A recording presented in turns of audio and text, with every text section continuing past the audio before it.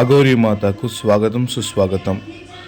నంద్యాల జిల్లా యాగంటి క్షేత్రానికి విచ్చేసి మరి నంది అంటే ఇంచుగా పెరుగుతున్నటువంటి నందీశ్వరుని దర్శనం చేసుకుని అఘోరీ మాత ఏ విధంగా అయితే పూజలు నిర్వహిస్తుందో ఏకంగా నందీశ్వరునితోనే మాట్లాడుతున్నట్టుగా ఉంది. కేదార్నాథ్ కాశీలో ఉన్నటువంటి అఘోరాలు మన కర్నూలు ప్రాంతానికి విచ్చేసి అఘోరీ మాత రూపంలో స్వామివారిని దర్శించుకొని ఇలా వింత విచిత్రాలుగా చేస్తున్నారని ప్రజలందరూ అనుకుంటున్నారు. కానీ వాళ్ళు దేవునితో మాట్లాడుతున్నటువంటి విధానం అనేది సాక్షాత్తు అఘోరులే చెప్పారు. నందీశ్వరుని ఇలా కూడా మనము పూజించవచ్చా అని ఇప్పుడే తెలుసుకున్నాము. అఘోరాలు శివునికే కాదు నందికి కూడా భక్తులుగా ఉంటారనేది ఈరోజు మనం చూస్తున్న విధానాన్ని బట్టి తెలుస్తూ ఉంది. మరి అఘోరీ మాత చేస్తున్నటువంటి ఈ యొక్క విన్యాసాలని నేను ఎప్పుడు కూడా చూడలేదు. మొట్టమొదటిసారిగా ఈరోజు నేను చూస్తూ ఉన్నాను. ఏం జరుగుతుంది అనేది నాకే అర్థం కావట్లేదు. ఏం చేస్తున్నారు అనేది వారికి మాత్రమే అర్థమవుతుంది. కానీ ఇలా చేస్తూ కూడా భగవంతుడు ఆశీర్వదిస్తాడా అనేది నాకు ఇప్పుడు తెలిసింది. అలా నందిని మొక్కాక అఘోరీ మాత అలా మెల్లగా ప్రయాణం కొనసాగించింది. ఆ తర్వాత శివుని దర్శించుకొని తిరుగు ప్రయాణంలో వెళ్తూ ఉండగా పోలీస్ సిబ్బంది వారికి సెక్యూరిటీని ఏర్పాటు చేశారు.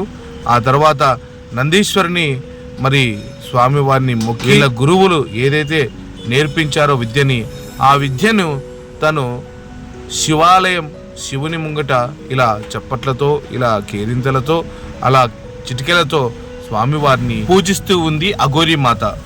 నాకైతే ఇంతవరకు తెలియదు. ఓం నమ శివాయ. తెలియంది తెలుదు అని చెప్పాలి, తెలిసినది తెలుసు అని చెప్పాలి అనే దానికి నిదర్శనం మనం చూస్తున్నటువంటి ఈ యొక్క వీడియో. చాలా వరకు సాధారణంగా స్వామివారిని దర్శించుకున్న తర్వాత ఆయన హారతి తీసుకునేటప్పుడు గంట కొట్టాలని తెలుసు, చప్పట్లు కొట్టాలని తెలుసు. అది మాత్రమే తెలుసు. కానీ ఈరోజు అఘోరీ మాత చూపిస్తున్నటువంటి విధానం కూడా కరెక్టే. మరి స్వామివారికి హారతి ఇస్తున్నప్పుడు చప్పట్లతో కొట్టారు. మరి ఓం నమ శివాయ.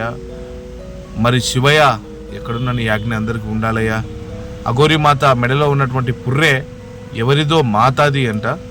అది తను స్వయంగా చెప్పారు, ఒక మాతాది. ఈ పుర్రె ఏదైనా ఇబ్బంది కలిగించిన తర్వాత అదేవిధంగా ఏదైనా కానీ అదే వయసులో ఉన్నటువంటి పెద్దవాళ్ళది కూడా తీసుకుంటా అన్నాడు.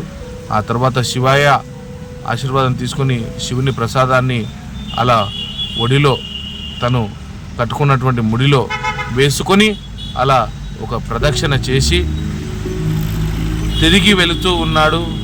ఆ భగవంతుణ్ణి మళ్ళా స్మరిస్తున్నాడు.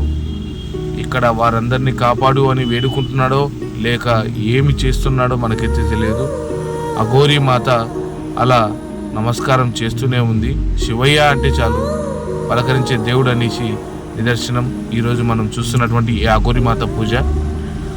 ఓం అఘోరీ మాత.